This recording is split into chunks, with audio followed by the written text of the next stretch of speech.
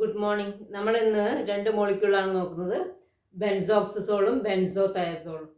അപ്പോൾ ആ മോളിക്യൂൾ നോക്കുകയാണെങ്കിൽ ബെൻസോ എന്ന് പറയുമ്പോൾ ഒരു ബെൻസീൻ റിംഗ് ഉണ്ടാവും. ഓക്സസോൾ എന്ന് പറയുമ്പോൾ ഓക്സിജൻ ഉണ്ടാവും. പിന്നെ എന്താണ്, അസ എന്ന് പറയുമ്പോൾ നൈട്രജൻ ഉണ്ടാവും. ഓൾ എന്ന് പറയുമ്പോൾ 5 മെമ്പേർഡ് റിംഗ് ആയിരിക്കും.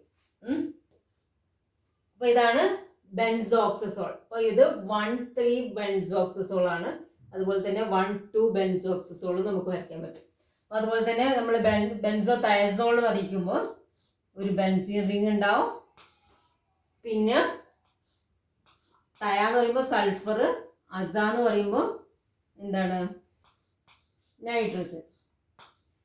ഇതാണ് ബെൻസോതയസോൾ. അപ്പോൾ ഇതിൻ്റെ നമ്മൾക്ക് 1,3 ഇത് 1,3 ആണ്. ഇതുപോലെ തന്നെ 1,2 ഉണ്ടാവാം.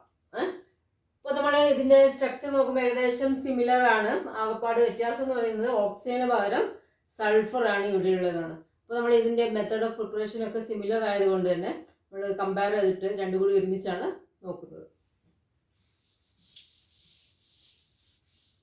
അപ്പോൾ ഫസ്റ്റ് മെത്തേഡ് ഓഫ് പ്രിപ്പറേഷൻ എന്ന് പറഞ്ഞാൽ ഓർത്തോ അമിനോ ഫീനോളിന് ഒരു കാർബോക്സിലിക് ആസിഡിന്റെ പ്രസൻസിൽ ഹീറ്റ് ചെയ്യാം. ഇവിടെ OH ഫോമിക് ആസിഡിന്റെ പ്രസൻസിൽ ഹീറ്റ് ചെയ്തു. അപ്പോൾ ഒരു വാട്ടർ മോളിക്യൂൾ ഇങ്ങനെ എലിമിനേറ്റ് ചെയ്തു, ഒരു വാട്ടർ മോളിക്യൂൾ ഇങ്ങനെ എലിമിനേറ്റ് ചെയ്തു. ഇത് ഹീറ്റ് ചെയ്യുന്നു. അപ്പോൾ ഇവിടെ ഓക്സിജൻ,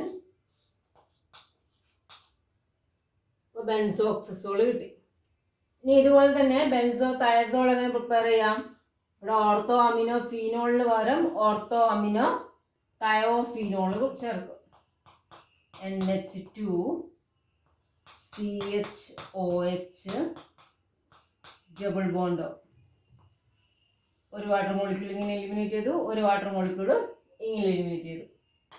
അപ്പോൾ നമ്മൾ അസറ്റിക് അൺഹൈഡ്രേറ്റിന്റെ പ്രസൻസിലാണ് ഹീറ്റ് ചെയ്തത്. ട്വൈസ് O ഹീറ്റ് ചെയ്യുന്നു.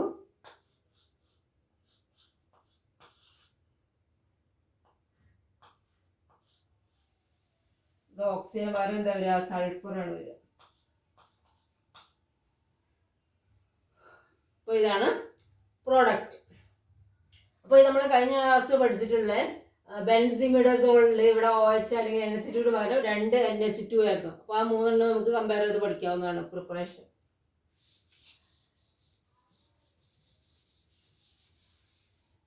ഈ അടുത്ത മെത്തേഡ് ഓഫ് പ്രിപ്പറേഷൻ ആണ് നമ്മൾ നോക്കുന്നത്. അടുത്തതിൽ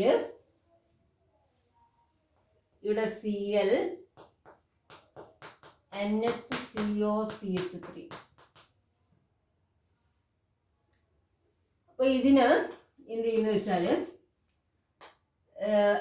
KNH2 ഇൻ ലിക്വിഡ് അമോണിയ ആയിട്ട് ട്രീറ്റ് ചെയ്യും. അപ്പോൾ ഇതൊരു ന്യൂക്ലിയോഫിലിക് സബ്സ്റ്റിറ്റ്യൂഷൻ റിയാക്ഷൻ്റെ കണ്ടീഷനാണ്. അപ്പോൾ എന്താ സംഭവിക്കുന്നത് വെച്ചാൽ പിന്നെ ഇവിടെ ബെൻസൈൻ മെക്കാനിസം ആണ് നടക്കുന്നത്. Elimination addition mechanism. ഇവിടെ ഒരു HCl മോളിക്യൂൾ എലിമിനേറ്റ് ചെയ്തിട്ട് ഒരു ബെൻസൈൻ ഉണ്ടാവും. എന്നിട്ട് അത് സൈക്ലൈസ് ചെയ്തിട്ട് പ്രോഡക്റ്റ് ഉണ്ടാവും. അപ്പോൾ ആദ്യത്തെ ഇന്റർമീഡിയറ്റ് എന്ന് പറയുന്നത് ബെൻസൈൻ നമ്മളിങ്ങനെ വരച്ചാണ്. Benzyne NHC double ബോണ്ടോ CH3. ഇത് ഇന്റർമീഡിയറ്റ് ആയതുകൊണ്ട് നമ്മൾ സ്ക്വയർ ബ്രാക്കറ്റിൽ കൊടുത്തു. ഇനി എന്ത് ചെയ്യണം, എലിമിനേഷൻ കഴിഞ്ഞിട്ടുണ്ടെങ്കിൽ അഡീഷൻ നടക്കണം. അപ്പോൾ ഇവിടുത്തെ NHലത്തെ ഈ NH ബോണ്ടിൻ്റെ ഇലക്ട്രോൺ ഇങ്ങോട്ട് ഷിഫ്റ്റ് ചെയ്യുന്നു, ഈ ഇലക്ട്രോൺ ഇങ്ങോട്ട് ഷിഫ്റ്റ് ചെയ്യുന്നു, ഈ H+ ഇവിടെ വരുന്നു, ഈ H+ ഇവിടെ എന്താ പറയുക ബ്രേക്ക് ചെയ്തിട്ട് H ഇവിടെയും ഈ ഓക്സിജൻ ഇവിടെയും അറ്റാച്ച് ചെയ്യും. അതായത് ഇതിൻ്റെ ഈനോൾ ടൈപ്പ് ഫോം ഇവിടെ അറ്റാച്ച് ചെയ്യും. ഇപ്പോൾ സാധാരണ ഒരു ബെൻസൈൻ എന്ന് പറയുമ്പോൾ പിന്നെ ബെൻസൈൻ്റെ ഈ നമ്മളെ ഈ എലിമിനേഷൻ കഴിഞ്ഞിട്ടുള്ള അഡീഷൻ രണ്ട് സൈഡിൽ ഒരേപോലെ നടക്കുമല്ലോ. പക്ഷേ ഈ ഓക്സിജൻ എന്താ ഇവിടെ വന്നിട്ട് അറ്റാച്ച് ചെയ്യാത്തത്?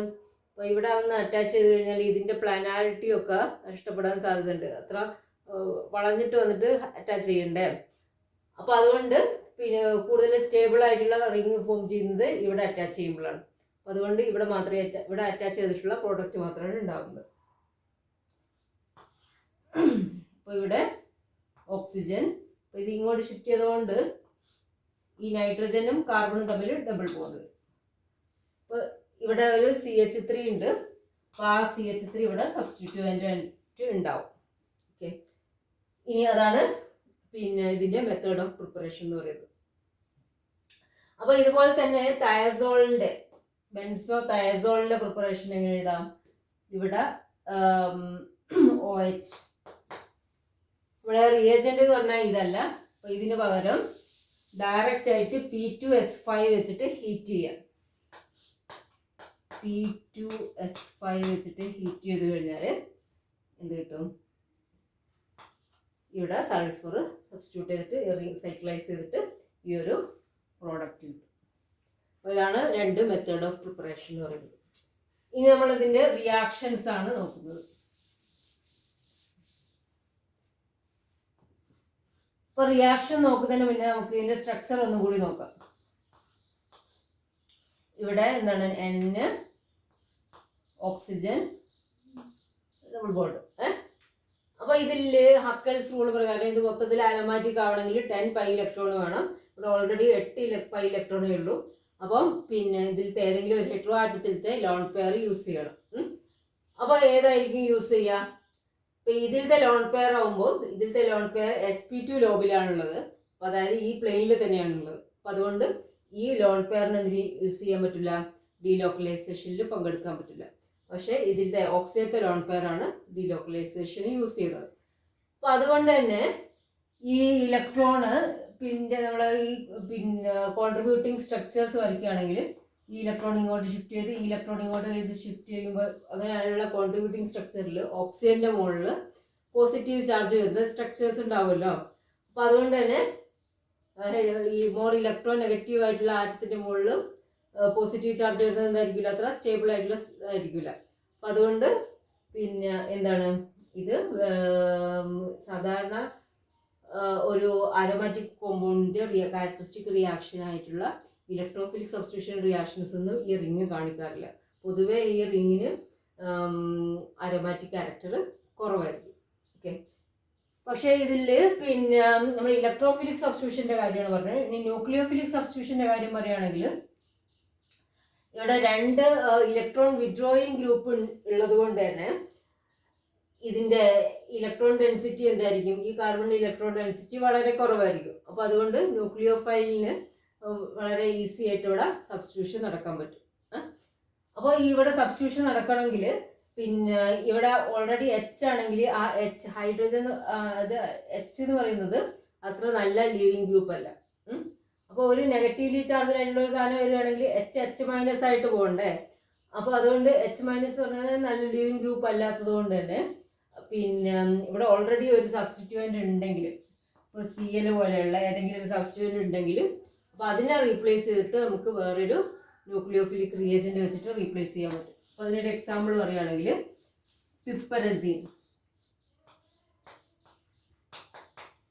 ഇത് പിപ്പരഡീൻ. ഇവിടെ രണ്ട് അനൻസ് ഉണ്ടെങ്കിൽ പിപ്പരഡീൻ അല്ല ഇത് പിപ്പരഡീൻ ഒന്ന് മാത്രമാണെങ്കിൽ പിപ്പരഡീൻ, ഇത് പിപ്പരസീൻ. ഈ സോൾവെന്റ് CHCl3 ആണ്. 0 ഡിഗ്രി സെൽഷ്യസിലാണ് ഈ റിയാക്ഷൻ നടക്കുന്നത്. നമ്മൾ ഇതിൻ്റെ ഒരു ബേസും കൂടി ഇതിൻ്റെ ബേസിൻ്റെ പ്രസൻസിലാണ് ട്രൈഇഥൈലമീൻ ബേസിൻ്റെ പ്രസൻസിലാണ് ഈ റിയാക്ഷൻ നടക്കുന്നത് 0 ഡിഗ്രി സെൽഷ്യസിൽ. അപ്പോൾ എന്താ സംഭവിക്കുന്നത് വെച്ചാൽ ഇവിടുത്തെ Hഉം ഇവിടുത്തെ Clഉം കൂടി പിന്നെ എലിമിനേറ്റ് ചെയ്തിട്ട് ബാക്കിയുള്ള ഗ്രൂപ്പ് ഇവിടെ അറ്റാച്ച് ചെയ്തിട്ട് വരയ്ക്കാം.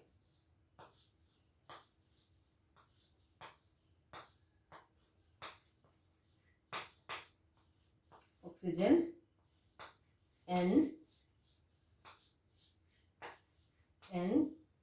H. അപ്പോൾ ഇതാണ് പ്രോഡക്റ്റ്.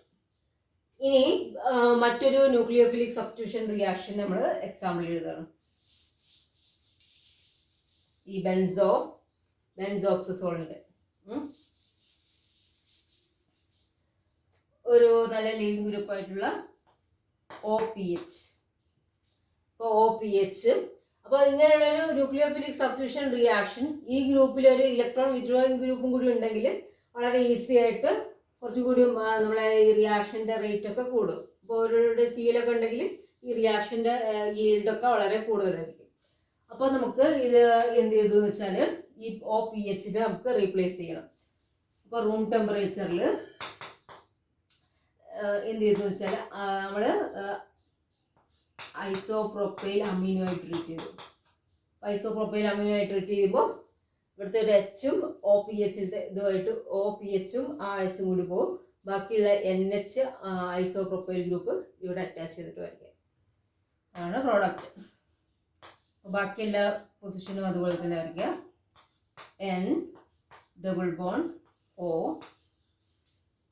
NH isopropyl. ഓക്കെ, അപ്പോൾ ഇവിടെ ഒരു CL വരച്ചിട്ടുണ്ടെങ്കിൽ ആ CLും കൂടി ഇവിടെ വരയ്ക്കണേ. ഓക്കെ, അപ്പോൾ ഇതാണ് ഒരു ബെൻസോക്സസോളിൻ്റെ ന്യൂക്ലിയോഫിലിക് സബ്സ്റ്റിറ്റ്യൂഷന് മറ്റൊരു എക്സാമ്പിൾ. ഇനി നമ്മൾ ബെൻസോ തയസോളിനും ഇതുപോലെ തന്നെ നമുക്ക് എക്സാമ്പിൾ എഴുതാം.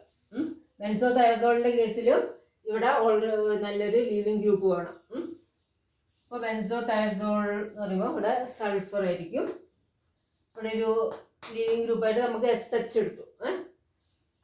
അപ്പോൾ ഇത് നമ്മൾ BTCH3 ആണ് ഇവിടെ അറ്റാച്ച് ചെയ്യേണ്ടത്.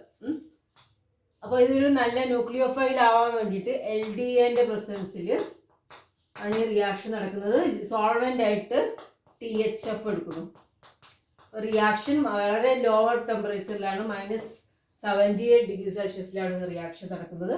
അപ്പോൾ LDAൻ്റെ പ്രസൻസിൽ ഇവിടെ ഒരു H റിമൂവ് ചെയ്യും. അപ്പോൾ H- റിമൂവ് ചെയ്ത് കഴിഞ്ഞാൽ CH2- വരും. ആ CH2- ആണ് ഇവിടെ അറ്റാച്ച് ചെയ്യുന്നത്. അപ്പോൾ ഇവിടെ Hഉം ഈ SHും കൂടി പോയിട്ട് ബാക്കിയുള്ള CH2BT ഇവിടെ അറ്റാച്ച് ചെയ്യും.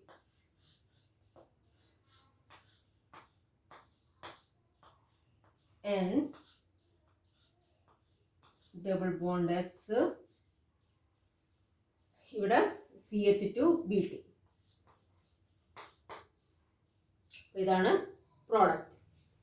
ഇനി ഇതുപോലെ തന്നെ മറ്റൊരു ന്യൂക്ലിയോഫിലിക് സബ്സ്റ്റിറ്റ്യൂഷൻ കഴിഞ്ഞു കഴിഞ്ഞാൽ മറ്റൊരു ടൈപ്പ് റിയാക്ഷനാണ് റിംഗ് മെറ്റലേഷൻ റിയാക്ഷൻ. അപ്പോൾ റിംഗ് മെറ്റലേഷൻ എന്ന് പറഞ്ഞാൽ പേര് തന്നെ അറിയാം എന്താണ് റിംഗ് മെറ്റലേഷൻ എന്ന് പറഞ്ഞാൽ. ആ റിങ്ങിലൊരു മെറ്റൽ അറ്റാച്ച് ചെയ്യാൻ. പ്രധാനമായിട്ടും ആൽക്കലി മെറ്റൽസ് ആണ് നമ്മൾ അറ്റാച്ച് ചെയ്യുന്നത്. റിംഗ് മെറ്റലേഷൻ. അപ്പോൾ നമ്മൾ alkali metal butyl lithium, normal butyl lithium and butyl lithium എടുക്കുന്നു. അപ്പം സോൾവെന്റ് THF വളരെ ലോവർ ടെമ്പറേച്ചർ -78°C. സോറി, പിന്നെ നമ്മൾ -10°C ആണ്. -10°C NBU LAൻ്റെ കൂടെ MgBr2 കൂടി ആഡ് ചെയ്യും. അപ്പോൾ എന്ത് ചെയ്യും, ഇവിടെ CHലത്തെ H ലിഥിയമായിട്ട് റീപ്ലേസ് ചെയ്യും. അപ്പോൾ റിംഗ് മെറ്റലേഷൻ നടക്കും. അപ്പോൾ ആ Li ഇവിടെ CHലത്തെ H പോയിട്ട് ഇവിടെ Li വന്നുള്ള ഗുണം എന്താണ്, ഈ കാർബണിൻ്റെ മുകളിൽ നെഗറ്റീവ് ചാർജ് വരും. അപ്പോൾ അതായത് ഇതൊരു പുതിയ ന്യൂക്ലിയോഫൈൽ ആവും. അപ്പോൾ അത് നമുക്ക് വേണമെങ്കിൽ എന്ത് ചെയ്യാം, ഒരു ആൽഡിഹൈഡിൻ്റെ മുകളിൽ അറ്റാച്ച് ചെയ്യാം. ഇപ്പോൾ ഈ ഇവിടെ ഉണ്ടാകുന്ന പ്രോഡക്റ്റാണ്. അപ്പോൾ അവിടെ ഉണ്ടാകുന്ന പ്രോഡക്റ്റിന് നമ്മൾ എന്ത് ചെയ്തെന്ന് വെച്ചാൽ പാരാമിതോക്സി ബെൻസാൾഡിഹൈഡായിട്ട് ട്രീറ്റ് ചെയ്തു. അപ്പോൾ എന്താ സംഭവിക്കുന്നത് വെച്ചാൽ ആദ്യം റിംഗ് മെറ്റലേഷൻ നടന്നു. റിംഗ് മെറ്റലേഷൻ എന്ന് പറഞ്ഞാൽ ഇവിടെ Li വരുന്നത്, എന്നിട്ട് ഇവിടെ നെഗറ്റീവ് ചാർജ് വരും. ആ സാധനം എന്ത് ചെയ്യും, ഇവിടെ അറ്റാച്ച് ചെയ്യും. ഇത് ഇങ്ങോട്ട് ഷിഫ്റ്റ് ചെയ്യും. അപ്പോൾ ഇങ്ങോട്ട് ഷിഫ്റ്റ് ചെയ്ത് കഴിഞ്ഞ് ഹൈഡ്രോളൈസ് ചെയ്ത് കഴിഞ്ഞാൽ എന്താ കിട്ടുക, ഇവിടെ OH വരും, H വരും. ബാക്കി ഈ പൊസിഷനിൽ ഇത് വരും. ഇത് അറ്റാച്ച് ചെയ്തിട്ട് വരയ്ക്കാം. അപ്പോൾ പ്രോഡക്റ്റ് എന്ന് പറഞ്ഞാൽ നമ്മൾ ഒറിജിനൽ കോമ്പൗണ്ട് ഇവിടെ എഴുതി N ഡബിൾ ബോണ്ട് O.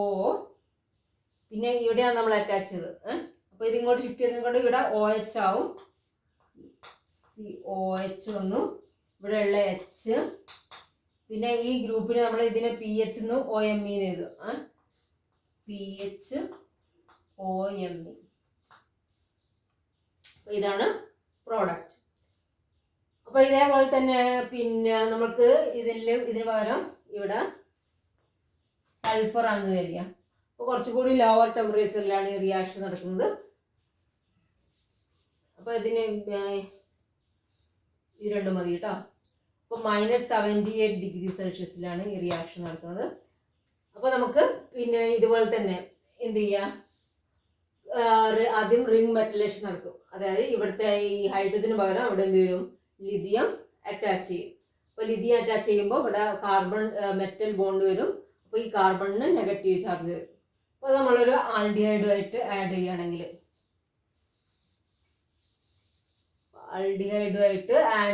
ഇപ്പോൾ എടുക്കുന്ന aldehyde ET C double bond OH, എന്നിട്ട് ഈ ഗ്രൂപ്പ് ഇവിടെ അറ്റാച്ച് ചെയ്ത് ഇത് ഇങ്ങോട്ട് ഷിഫ്റ്റ് ചെയ്തു. അപ്പം ഇത് നമുക്ക് ഒന്നും കൂടി വരയ്ക്കാം. CH3 N double bond S. അപ്പോൾ ഈ പൊസിഷനിൽ ഇവിടെ അറ്റാച്ച് ചെയ്ത് വരയ്ക്കണം. C. അപ്പോൾ ബാക്കി ഇതിൻ്റെ അകത്ത് എന്താ ഉണ്ടാവുക, ഇവിടെ OH ആവും, ഈ ഓൾറെഡി ഉള്ള Hഉം ETയും. അപ്പോൾ ഇതാണ് പ്രോഡക്റ്റ്. ഇനി റിംഗ് മെറ്റലേഷൻ റിയാക്ഷന് മറ്റൊരു എക്സാമ്പിൾ എന്ന് പറയുന്നത്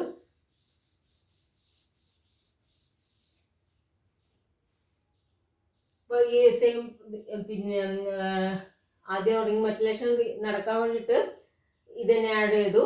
ഇനി പിന്നെ ഇതിലേക്ക് എന്ത് ചെയ്തു എന്ന് വെച്ചാൽ CH3 ത്രൈസ് SiCl ആഡ് ചെയ്തു. അപ്പോൾ ആദ്യം ഇവിടെ ലിഥിയം വന്നു, എന്നിട്ട് ഇതും ഈ ഒരു കോമ്പൗണ്ട് കൂടി റിയാക്ട് ചെയ്ത് കഴിഞ്ഞാൽ ലിഥിയം Cl കൂടി LiCl ആയിട്ട് പോയി ബാക്കി സിലിക്കൺ ഇവിടെ അറ്റാച്ച് ചെയ്ത് വയ്ക്കാം. അതാണ് എൻ്റെ product. N double bond S SiCH3 thrice. അപ്പോൾ ഇതൊക്കെയാണ് ഇതിൻ്റെ പ്രധാനപ്പെട്ട റിയാക്ഷൻസ്. അപ്പോൾ പിന്നെ ഹെട്രോസൈക്ലിക് കോമ്പൗണ്ട്സിൻ്റെ ഒക്കെ റിയാക്ഷൻസ് ഒക്കെ നിങ്ങൾക്ക് കൂടുതലായിട്ട് കാണുന്നത് ജൂൾസ് ആൻഡ് മിൽസ് എന്ന് പറഞ്ഞ ഹെട്രോസൈക്ലിക് കോമ്പൗണ്ട്സിൻ്റെ ബുക്കിൽ കാണാൻ പറ്റും. Thank you.